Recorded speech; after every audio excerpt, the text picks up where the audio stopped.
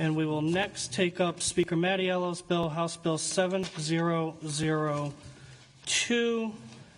That is this bill. Thank you all very much for coming in and testifying on this very important matter. Thank you. We look forward to taking it up again soon. 7002 by Speaker Mattiello would restrict the installation, concealment, or placement of an electronic tracking device in or on a motor vehicle, and would add electronic tracking devices to the definition of domestic violence under the Domestic Violence Protection Act. Could we hear from Rachel Orsinger from the Rhode Island Coalition Against Domestic Violence?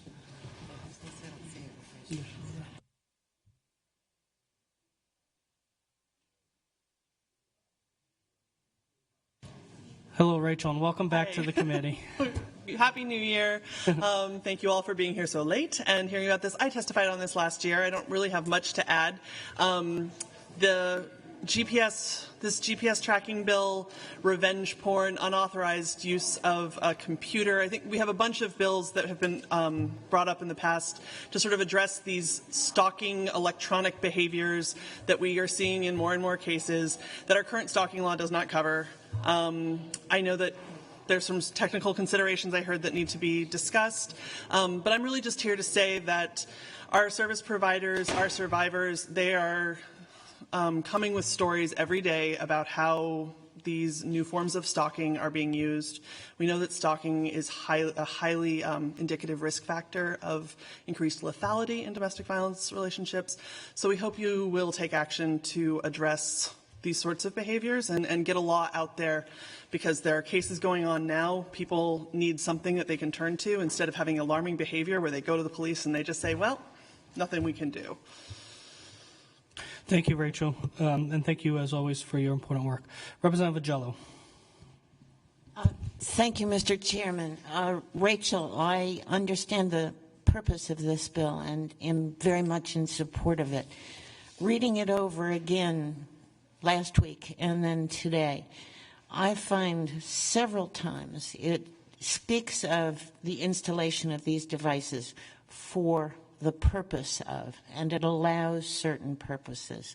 For instance, it would allow a parent to install the device or have the device installed so that they could monitor their minor children out driving around when they're 17 or 18.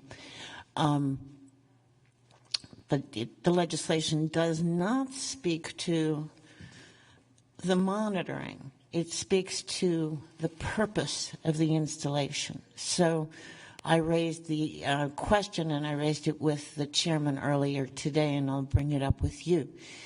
Looking at the legislation as it's written, it looks to me as though I might have the device installed on my car with the intent this year of monitoring my children as they're driving around. And a year and a half from now, I might be suspicious of my husband's activities and use that monitoring when he's driving my car to be sure that he's going where he says he's going. Now, I abided by the law in having the device installed At the moment to of monitor my children, but my use has changed, and I'm not sure that the legislation actually would go to this new use. Yeah, I agree that seems like a very valid concern. I would be very happy to be part of any conversations about how to address it. I know that in a lot of other states, they have a they have a more nuanced stalking law that goes to sort of intent and the creation of reasonable fear in someone that covers things like this, because it's not as specific about the actions, it's more specific about the behavior and the intent that it's coming from.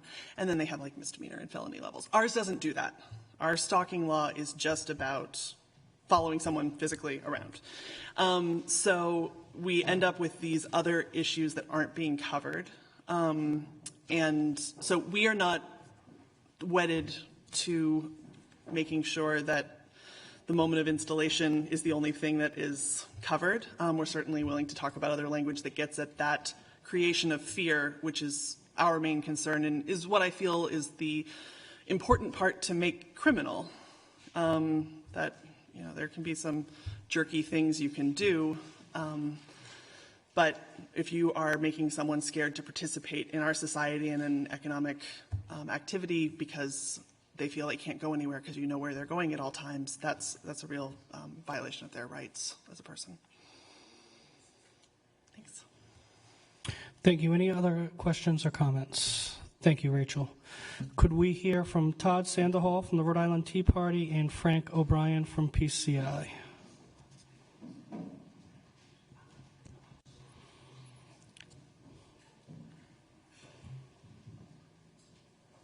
Hi, Todd. Good evening, Mr. Chairman. Thank you, and thank you, members of the committee. The Rhode Island Tea Party fundamentally supports this bill. It obviously would protect individual privacy rights in rather hairy situations. With that said, we do have some concerns with one portion of the proposed language, which we believe can be easily addressed while still providing any necessary protections. Specifically, on page 2, lines 7, 8, and 9, we would like to suggest that you strike the words, unless the person utilizing the tracking device has an active restraining order or no contact order against them for the protection of any vehicle occupant. The reason that we've asked for this is that, while certain conditions would exist where this proposed relief is appropriate, there are many instances where it is not.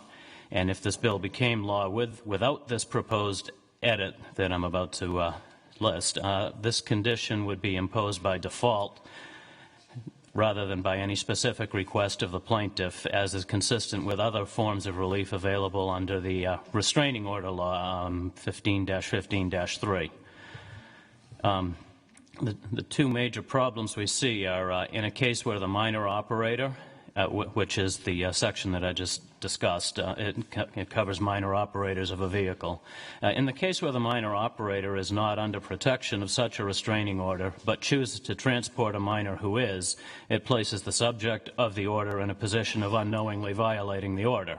One example of this would be in a blended family where it's not unusual for a child to have two parents in common and another child only having one of those same parents, and oftentimes a restraining order can be granted to protect one of those children who are still a sibling. So the subject of the order would not necessarily know that one child was picking up his sibling when he was appropriately monitoring his or her own child. It just forms an accidental violation. The other concern is that it intrudes on the individual property rights of the subject of the order, where minors in Rhode Island are not exclusive owners of motor vehicles. Typically, it's the parents who own them and make the vehicles available for the use of the minor. Oftentimes, that use may be exclusive to the minor, but the ownership is retained by the parent. The owner-parent has the right and responsibility to know how and where that property is being used. So we do recognize that relief needs to be available, but we feel that it's better granted by a judge at the hearing. So the two possible suggestions that we have would be to actually alter this bill and add some language to 15-15-3, the restraining order law.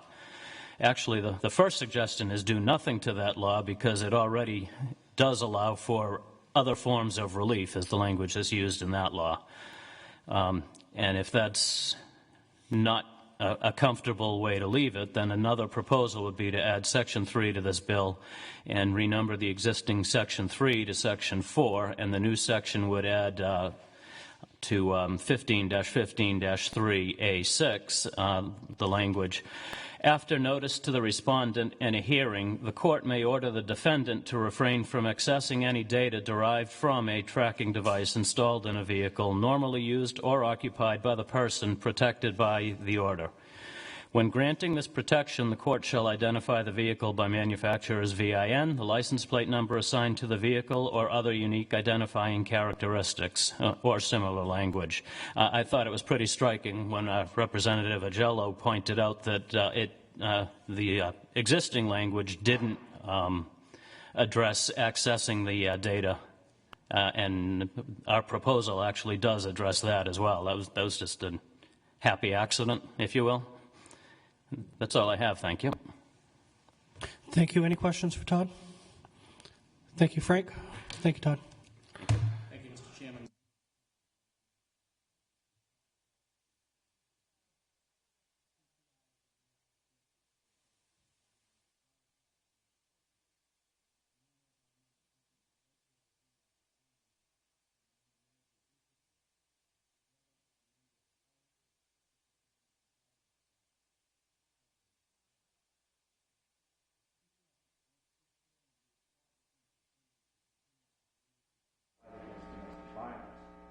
This particular piece of legislation contains language which exempts devices used by insurers, the most popular and best known being Progressive's Snapshot product. These are devices which are installed in vehicles and which measure a consumer's driving behavior and are used for insurance rating. I guess I failed my first test as the lobbyist for the first new year. Thank you. I can only plead the lateness of the hour. While there is an exception in the bill, because it's a criminal statute and our guys are very compliance-driven, we have two concerns and two suggested changes. First of all, the exemption only as currently drafted would apply to owners of vehicles. There are many vehicles in Rhode Island now which are leased. And we have suggested extending the exception to not only owned vehicles but leased vehicles. In addition, the language of the bill refers to these devices that are installed by insurers. While there are some insurance company provided products that are indeed physically installed by the insurer, there are others that are simply provided by the insurer and the customer puts them in their own vehicle. So we've suggested adding the word installed in the exemption as well. With those two particular changes, we would be more than comfortable with the bill and would urge your passage of it. With that, Mr. Chairman, members of the committee, I'd be happy to answer any questions. Thank you. Any questions? Thank you very much. That's going to conclude testimony on House Bill 7702 by Speaker Mattiello. The next bill we're going to take up